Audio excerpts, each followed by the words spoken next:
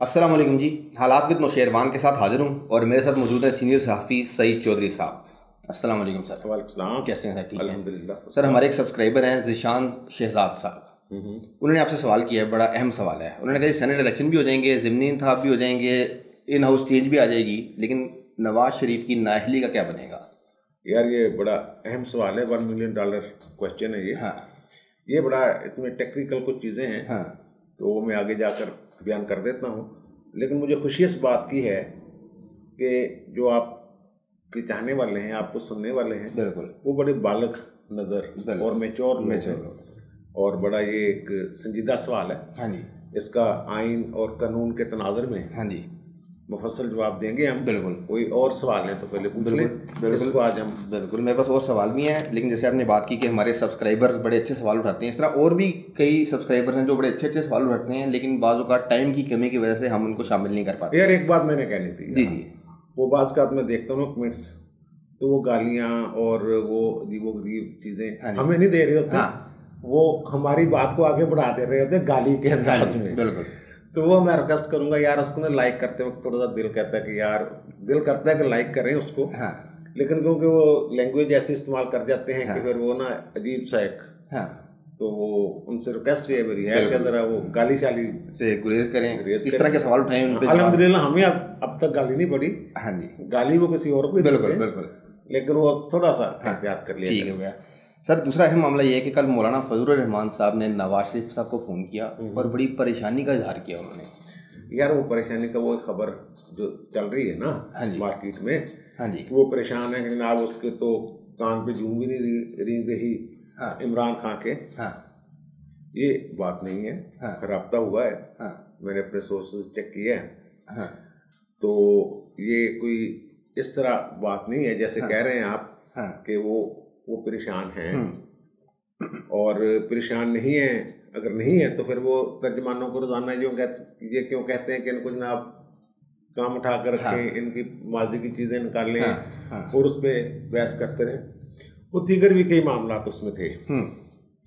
उन्होंने जो गिला किया है, हाँ जी, कि आप और जरदारी साहब जो कुछ बाज़ का पहले से तय कर लेते हैं, मुझे उसमें एतमाद में नहीं लिया जाता।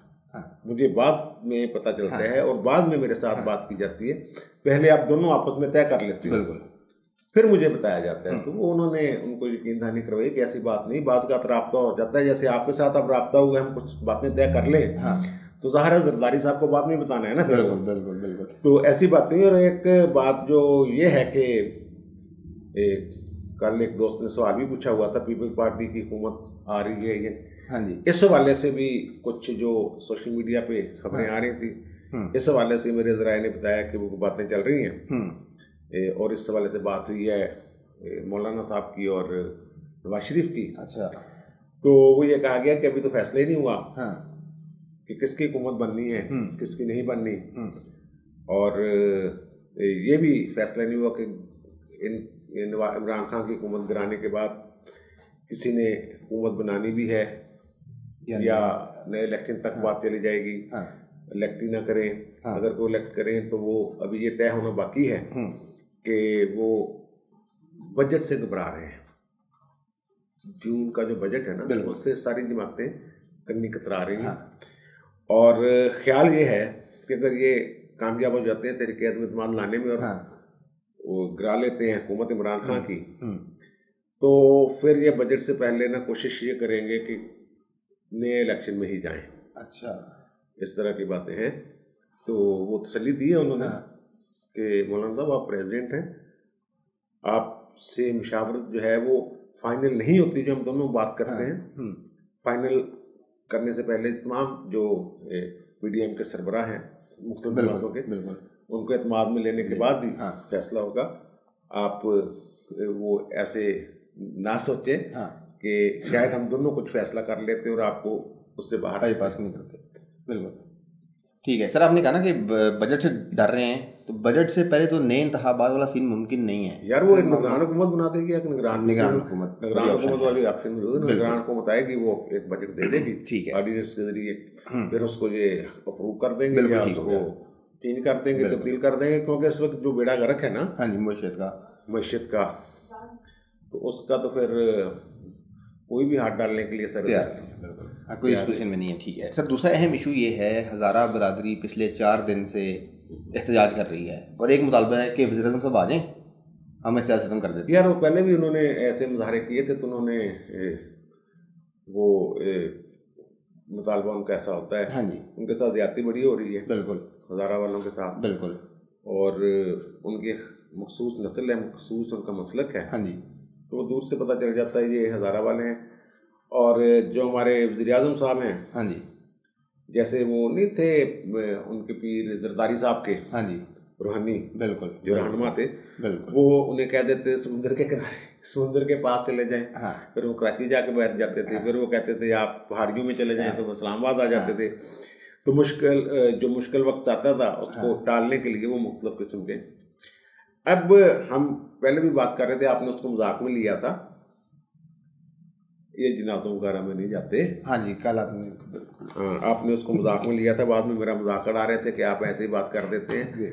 वो बाहर यही लग रहा था मैं मजाक में बात कर रहा हूँ। शायद इनको ये कहा गया है कि वो जो सोग वाली जगह है, बिल्कुल उनसे ज़रा आपने दूर रहना है। वो कहते हैं जनाजा पढ़ लें आप, इनको उठा लें, 4 दिन हो गए यार लेके बैठे हो, बिल्कुल, तो फिर मैं आऊँगा आपके। भाई आप नहीं जा रहे तो बलूचिस्तान के वज़ीर आला को हुक्म जारी करें, वो जाए, वो सुना छुट्टियाँ मनाने पे गए हुए हैं, वो भी 4 दिन दुबई थे, ठीक है ना, अपने याशियाँ कर रहे हैं, तो किसी को फिक्र ही नहीं कि वहाँ क्या हो रहा है। उन्होंने 2 बंदे भेजे थे, जुल्फी बुखारी और एक साथ, वो जाके उनके साथ सौदेबाजी शुरू कर दी उन्होंने। देखा ना, वो अली जो जुल्फी बुखारी हैं, हाँ जी, उनके बारे में तो ये सऊदी अरब ने पाबंदी लगाई हुई है कि ये हमारे पास ना आए, इसको आइंदा नहीं लेके, एक दफ़ा लेके थे, बिल्कुल, तो वो एक ख़ास उनका ज़हनी रुझान है। हाँ, तो हज़ारा वाले हमारे दोस्त जो हैं, हमारे भाई, उनका भी वही, लेकिन उनके साथ भी जाके सौदेबाजी शुरू कर देंगे, सानू की फ़ायदा होगा, वज़ीर आज़म आज में, तो भाई आपने फ़ायदा लेने जाना है, आपको उनके दिलजोई के लिए गए हैं यार, बिल्कुल, और ये ट्विटर पे पैगाम जारी कर रहे हैं। और भाई ट्विटर जो है वो ट्विटर पता नहीं वो देखते भी हैं बेचारे, उनके पास इतना नेट है भी या नहीं है, ट्विटर पे आप तसलियाँ दे रहे हो, सारी हुकूमत ट्विटर पे, इसको ट्वीट देख के पता चलता है यार अजीब वज़ीर आज़म है, फिर आप कहते हैं वो गुस्से, वो नाराज़ हो जाते हैं, गुस्से में आ जाते हैं। तो यार उसकी हरकतें ही ऐसी हैं मेरे भाई उसकी हरकतें, बिल्कुल, इसको पता चलता है जनाब डॉलर की कीमत, इसको पता चलता है टीवी से, टीवी बढ़ गई है, चीनी का बहरान पैदा हो रहा है, इसको किसी के ट्वीट से पता चलता है, कोई फेसबुक से, कोई पता सोशल मीडिया से चीज़ें लेता है, टीवी से। भाई आप किस मर्ज की दवा हो, उनकी दिलजोई के लिए कुछ ना कुछ तो करो यार, अपने गवर्नर को भेज दो, बिल्कुल, ठीक है ना, ठीक है। अब वो तस्वीरें बनाए आपके वो वजीर जो है जाके, हाँ जी, तो ये ऐसे नहीं मामला चलते हैं हुकूमत के, इनको बस समझ ही नहीं है, ये लेके बैठे हुए हैं कि कहीं से कोई पीर साहब कह देते हैं कुछ ये कर लो, और पीर साहब कहते हैं ये कर लो, तो बस वो हुकूमत तो यार, ये मैं आप क्या कहूँ इस पर, फिर कुछ लोग नाराज़ हो जाते हैं कि शायद मैं पीरों के खिलाफ नहीं, जाली पीरों के खिलाफ। हाँ, उल्टे से मसले देते हैं सर। अब आज आपका इमरान खान पर गुस्सा बिल्कुल ठीक है, इन्होंने दिलजोई करने जाना था, जब वो जुल्फी बुखारी साहब ने फ़ायदे का पूछा, उन्होंने कहा जी आप हमसे फ़ायदा क्यों लेंगे, उन्होंने कहा नहीं फ़ायदा नहीं, मेरा मतलब कि वज़ीर आज़म को तहफ़्फ़ुज़ कौन देगा, आप क्या जिम्मेदारी लेंगे।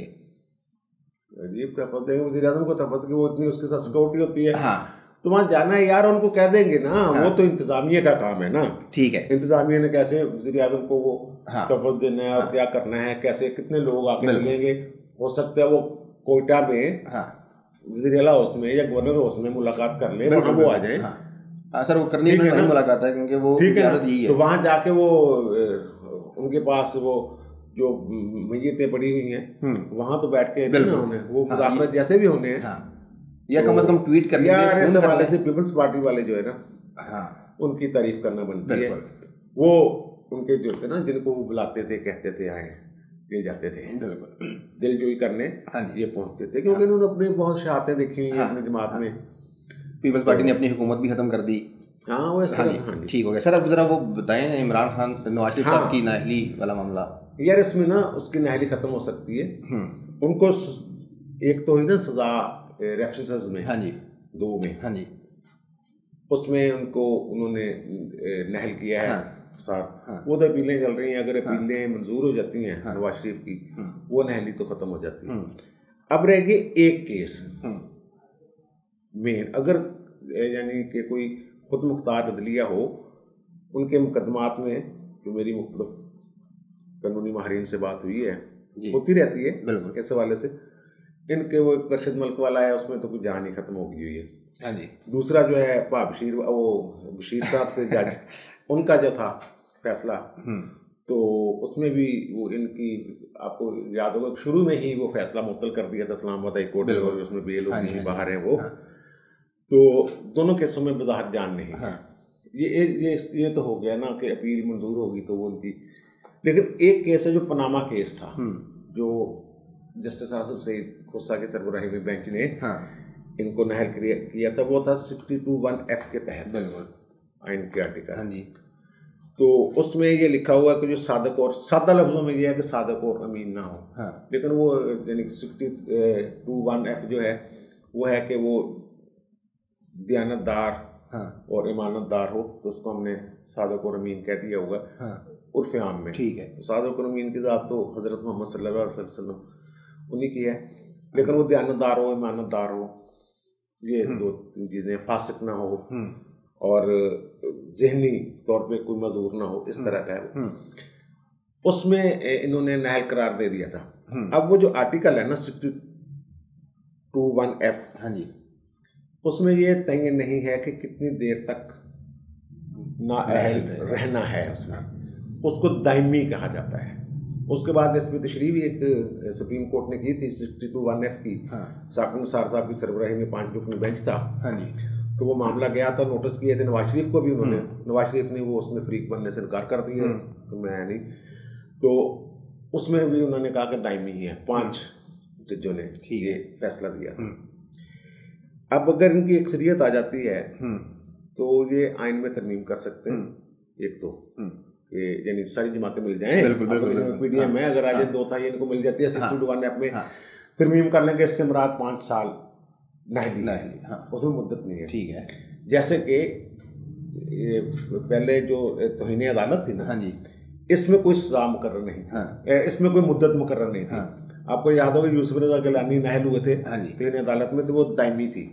अख्तर रसूल नहल हुए थे एक दफ़ा, तारक अजीज जो कमेंटेटर वो जो थे नीलामगर वाले, वो भी नहल हो गए थे हमला केस में सुप्रीम कोर्ट। बिल्कुल। उनकी ताहियात नहली तस्वर की जाती थी वो। लेकिन 18वीं तरमीम में इन्होंने ये कर दिया था कि जिसको तौहीन अदालत में सजा हो तो वो सजा पूरी करने के 5 साल बाद अहल हो जाएगा। अच्छा। यानी अब आइंदा जो इलेक्शन होगा उसमें यूसुफ रज़ा गिलानी साहब जो हैं वो इलेक्शन में हिस्सा ले सकेंगे उस तरमीम के तनाज़ुर में, जो 18वीं तरमीम के जरिए जो मुतलका आर्टिकल में की गई थी।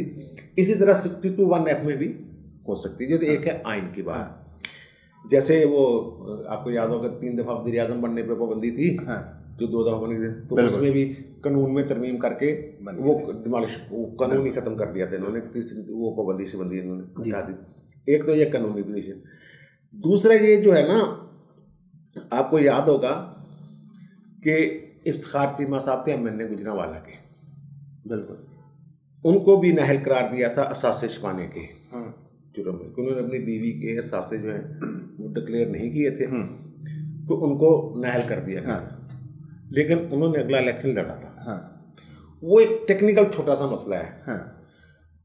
जिस तरह के 62(1)(f) है ना, हाँ जी, इसी तरह का एक आर्टिकल अवामी नुमाइंदगान एक्ट जो है ना, या अवामी नुमाइंदगी एक्ट जो है, उसमें भी है कि ये सेम शरायत उसमें भी है।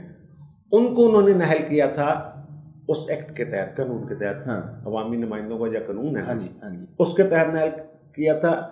और नवाज शरीफ और जहांगीर तरीन को 62(1)(f) आइन के तहत किया था।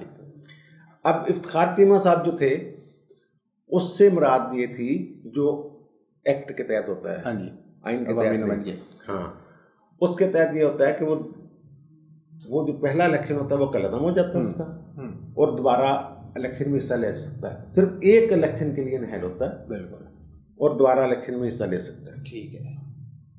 इस पे वो उन्होंने दोबारा इलेक्शन में हिस्सा भी लिया था, ठीक है ना। अब इस पे सुप्रीम कोर्ट के मिस्टर जस्टिस काजी फायद ईसा के 2 जजमेंट्स में नोट है, इख्तिलाफी नोट है। उन्होंने ये सवाल उठाया था, एक खाकबानी केस था उसमें, और एक शेख रशीद नाहली केस था। इन दोनों में उन्होंने कुछ 7-8 सवाल उठाए थे। उन्होंने ये कहा था कि सुप्रीम कोर्ट या अदालतों में दोहरा मेयार नहीं होना चाहिए, इंसाफ के बारे में बेयकीनी जो है वो पूरे निज़ाम को मशकूक बना देती है। उन्होंने ये कहा था कि कुछ लोगों को तो आप एक्ट के तहत, अवामी नुमाइंदगान के जो है उसके तहत नहल करते हैं एक दफ़ा के लिए, और कुछ को कहते हैं 62(1)(f) के तहत ताहियात नहल हो जाते हैं। ये एक चीज़ खत्म होने लगी। उनके जो 5 जज बैठ के एक फैसला कर रहे हैं, 5 जज बैठ के दूसरा फैसला कर रहे हैं। उस पर उन्होंने जो 7-8 सवाल उठाए थे, उन्होंने ये भी सवाल उठाया था कि सुप्रीम कोर्ट बराह रास्त किसी की नाहली की दरख्वास्त सुन सकती है क्या, इसका भी फैसला करें। वो कहते हैं कि 184 सब आर्टिकल 3 के तहत जो डायरेक्ट लोग आ जाते हैं सुप्रीम कोर्ट में, जैसे नवाज शरीफ वाला, जहांगीर तरीन वाला और दीगर मामला थे, तो इसमें देखें कि सुप्रीम कोर्ट को ये इख्तियार है भी या नहीं कि डायरेक्ट केस सुने। वो कहते हैं कि आइन का एक आर्टिकल है 225, उसमें ये वाज़ेह तौर पर लिखा हुआ है कि इलेक्शन के जो तनाज़ात होंगे, किसी उम्मीदवार की अहलियत, नहलियत या दीगर मामला, उनको एक ही अदालत सुन सकती है और उसका नाम है इलेक्शन ट्रिब्यूनल। फिर इलेक्शन ट्रिब्यूनल के बाद अपीलों के जो हक हैं उसको इस्तेमाल करके वो किया जाए। ये डायरेक्ट सुनने वाली बात है। इस पर वो कहते हैं फुल कोर्ट बैठे, फुल कोर्ट यानी 17 जज सुप्रीम कोर्ट के हैं, वो बैठकर एक ही मरतबा ये फैसला कर लें कि नाहली जो है ये कितनी मुद्दत के लिए, यानी जो आइन का आर्टिकल 62(1)(f) है इसकी और 63 की तमाम की तशरीह कर लें कि ये कैसे कैसे नहल करना है। इसको अवामी नुमाइंदगान एक्ट जो है उसके तहत, उसकी मेरा ख्याल सेक्शन 12 है, वही नहली वाला, उसके तहत करना है या आइन के तहत करना है। एक दफ़ा गाइडलाइन दे दे सुप्रीम कोर्ट बैठ के। अब इन्होंने ये किया कि साकिब निसार साहब ने 5 रुकनी एक बेंच बना के 62(1)(f) की तशरीह कर दी कि ताहजात नहली। बिल्कुल। इससे वो मकसद पूरा नहीं हुआ जो काजी साहब ने फरमाया था कि फुल कोर्ट बैठे, क्योंकि ये 5 रुकनी बेंचों के दूसरे फैसले हैं, ये भी 5 रुकनी ही बेंच था। फुल कोर्ट बैठेगी तो फिर फैसला होगा, फिर वो सारे पाबंद होंगे तो उस फैसले को माने कि एक दफ़ा ही ये मामला तय हो गया। अब साकिब निसार साहब जिस तरह अदालत लगाते थे, आपको याद होगा कि आदम स्वाति का वजीर साहब थे, झगड़ा हो गया था किसी गाय शाय का, ठीक है ना, तो आईजी ने बात नहीं सुनी। जान मोहम्मद थे आईजी शायद में भी, जी बिल्कुल, वो जनाब एक फ़ोन पे बोलता आके परे मारा। अब रोड़ा डल गया। तो बात का सो मोटो इसलिए नहीं लिया जाता कि इंसाफ दिया जाए, सो मोटो इसलिए लिया जाता है कि मामले को ठंडा कर दिया जाए। अब जनाब सो मोटो ले लिया साकिब निसार साहब ने, GIT बन गई। GIT ने रिपोर्ट दे दी आदम स्वाति के खिलाफ। अब अदालत रास्ते ढूंढ रही है कि इसको कैसे छोड़ना है, नहली से कैसे बचाना है। अब वो भी तो भाई सादक और अमीन नहीं रहे थे आदम स्वाति साहब। उस वक्त साकिब निसार साहब ने फिर वो उन्होंने कहा मैं वजारत से इस्तीफा दे देता हूँ, इस्तीफा दे दिया वजारत से। वो मेंबरशिप बरकरार रखी पार्लियामेंट की, वो कौमी असम्बली की, लेकिन इस्तीफा दे घर चल गए। और साकिब निसार ने कहा ओके ठीक हो गया, अभी वो तो वजीर नहीं रहा, वो बात फिर वजीर बन गए। यार इस तरह अगर इंसाफ होगा ना। अब जो फुल कोर्ट वाले रास्ता ने एक रास्ता मौजूद है, जैसे इन्होंने रेफरेंस भेजा ना शो ऑफ हैंड के जरिए ओपन बैलेटिंग का। सदर के पास आइन के आर्टिकल 186 के तहत एक इख्तियार है, वो किसी भी इशू पे आइन की तशरीह का जहाँ मामला हो वो एक रेफरेंस भेज सकता है सुप्रीम कोर्ट को। आमतौर पर ये होता है जो माजी में रेफरेंस नंबर बनता है जजों की तैनाती के बारे में बेनजीर दौर में, उसको फुल कोर्ट ही सुनती है। उस रेफरेंस में सदर ये भी रिक्वेस्ट कर सकता है सुप्रीम कोर्ट से, या कह सकता है कि इसको फुल कोर्ट इस रेफरेंस की समाप्त करके एक फैसला दे। जो जस्टिस काजी फायज ईसा ने नुकात उठाए हैं अपनी 2 जजमेंट्स में जो इख्तिलाफी उन 8 सवालात की बुनियाद पे अगर इनकी हुकूमत आती है नून लीग की या पीपल्स पार्टी की, जिसकी भी आती है, PDM की, तो इनका सदर जो है उसको इख्तियार होगा कि वो रेफरेंस भेजे और सुप्रीम कोर्ट जो तशरीह करेगी फिर उसकी पाबंद होगी पूरे पाकिस्तान की अदलिया। उस जो राय देती है ना सुप्रीम कोर्ट रेफरेंस पर, वो अदालती फैसला ही होता है और फुल कोर्ट का फैसला होता है और वो बाइंडिंग होता है तमाम मतहत हाई कोर्ट्स, मतहत अदलिया, इलेक्शन ट्रिब्यूनल, जितनी भी अदालतें हैं। इवन ये कि सुप्रीम कोर्ट भी उससे इधर उधर फिर नहीं होती कि वो फुल कोर्ट का फैसला आ चुका है। अब 2023 में अगर हालात मामूल के मुताबिक रहते हैं तो इलेक्शन होने वाले हैं। 2023 के इलेक्शन के दौरान तो कुछ चीफ जस्टिस और होंगे, बिल्कुल, लेकिन अगर यही हालात रहे उस वक्त फिर 2023 में चीफ जस्टिस बनेंगे मिस्टर जस्टिस काजी फायज ईसा। अच्छा, 2023 में। और ये अब तो तहरीक की बात है ना, वो हम कह रहे हैं कि अप्रैल में शायद कुछ पलटा चलता हो जाए, बिल्कुल, कुछ हो जाए, कुछ बड़ी खबर आ जाए। तो अप्रैल में तो वो जज होंगे चीफ जस्टिस पाकिस्तान जिन्होंने खुद 7-8 नुकात सवालात उठाए हुए हैं इस इशू पे। बिल्कुल। तो अगर ये तो एक निविष्टा दीवार है कि जिस तरीके से जो कारकर्दगी इस हुकूमत की है, वो जो 2028 तक इनको रखने का फार्मूला है वो तो नाकामी हो गया है। ठीक है ना, बिल्कुल, वो तो मुकम्मल, बिल्कुल, वो अवाम की राय जो हम सुनते रहते हैं, लोगों से मिलते रहते हैं, हम तो अवामी लोग हैं, लोगों से मिलने वाले लोग हैं, ब्यूरोक्रेसी से सुन लें, जजों से सुन लें, किसी से सुन लें, ठीक है ना, वो हो सकता है खुल के बात, लेकिन जो यार दोस्त होते हैं उनके साथ खुल के बात कर ही लेते हैं ना। तो फिर 2023 में मेरा ख्याल उम्मीद रखें आप कि जैसे पहले 2008 के इलेक्शन में एक था कि जनाब नवाज शरीफ ने तो वज़ीर आज़म नहीं बनना, इसको वोट में देने, वो बन गया ना फिर तीसरी दफा। और अब ठीक है, अब भी वो जो है जो सूरत नजर आ रही है, नाहली खत्म करने के बड़े रास्ते हैं। ठीक है ना, चंदे काम ने बताए हैं, कुछ और भी ढूंढ लेंगे। बिल्कुल, ठीक है ना। आपने फौरी तौर पे वो एक सर वो सब्सक्राइबर ने सवाल किया था, बड़ी सवाल ने बड़ा, मुझे इस बात की खुशी है कि यार माशाल्लाह ये बालग नजर आ रहे हैं। सर हमारे एक और सब्सक्राइबर है अनवर इजाज साहब, उन्होंने भी एक सवाल नहीं उठाया, उन्होंने कमेंट किया बड़ा मजे का।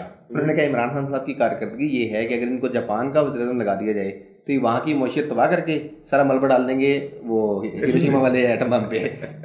यार ये इन्होंने अभी हम बात करें तर्जमानों की, तर्जमान जो है ये 1990 से लेके बैठे हुए हैं, सारा रिकॉर्ड शिकार्ड के बेनज़ीर, नवाज शरीफ, फिर बेनज़ीर, फिर नवाज शरीफ, फिर पीपल्स पार्टी ज़रदारी दौर, फिर नवाज शरीफ, उनकी ये चीज़ें ना निकाल के कोशिश करें कि तुसी भी देख कितना सी ना आपने भी भाई, आप जिस चीज़ के लिए जवाबदेह हैं, जिन कामों के लिए वो काम करें।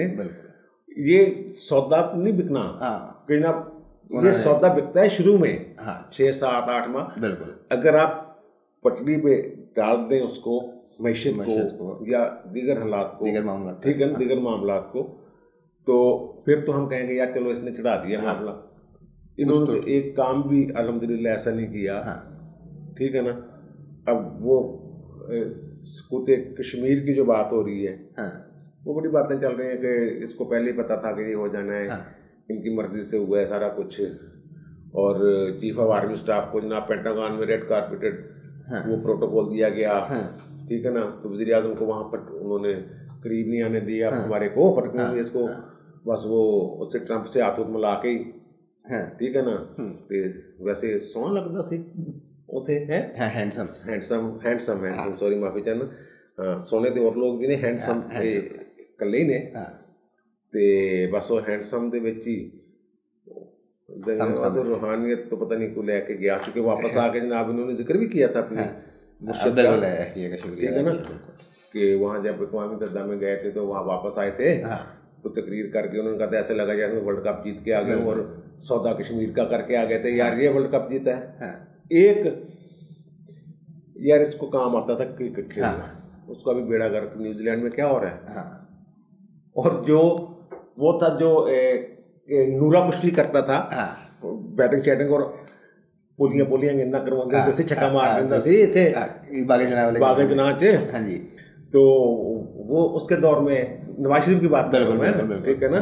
हमारे कुछ साफी दोस्त भी वहाँ देखने जाते होते थे, वो हर वीकेंड पे वहाँ आते थे। और वो साफी हमारे दोस्त स्पोर्ट्स रिपोर्टर, उनकी ड्यूटी लगी होती थी कि यार कवर करना है, ठीक है ना। इतने छक्के मारे, छक्के वो मारते थे, वो बस वो कोई भी छक्का मार सकता उस बॉल पे, ठीक है ना। आपको पता है ना, उन्होंने फर्स्ट क्लास के लिए वेस्ट इंडीज के खिलाफ ओपनिंग करने गए थे बतौर वज़ीर आला, पंजाब के वज़ीर आला। तो कसाफी स्टेडियम में मैच हो रहा था, 3 रोजा, एक होता टेस्ट 5 रोजा, एक वनडे होता था, उस 3 रोजा भी होता था। अच्छा, 3 डेज मैच, टेस्ट की तरह होता है, 2 इनिंग्स।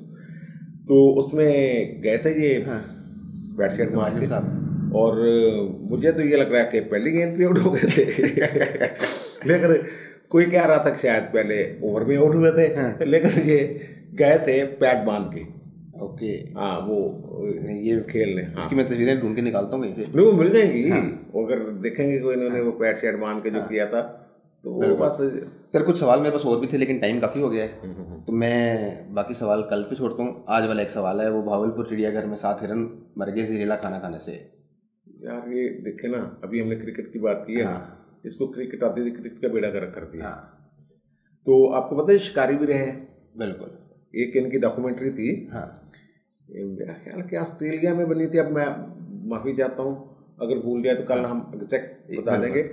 उसमें वो तीतर या इस तरह कोई जानवर छोड़ना था और भाई साहब ने फायर करना था, तो वो अंग्रेज़ों को तो पता नहीं चला।